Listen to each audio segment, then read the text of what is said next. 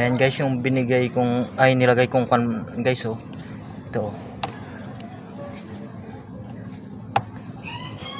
Hirap na tanggalin guys. Ayan, oh.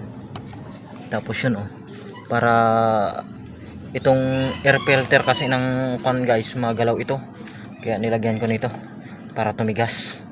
Ayan, kung may mga Inmax kayo guys at gusto nyong tumigas yung ganito, lagyan nyo nito. Pampatibay yan, pampatigas yan, oh. Sakto siya. Ayan guys, oh, ayan na guys ang finished product. Ito yung nilagay natin parang singsing. Ayan, oh. Kung sa may mga Inmax version 3 kayo guys, version 2, okay yan, pang patigas ng ganyan, oh. Air filter, oh. Tingnan nyo, oh.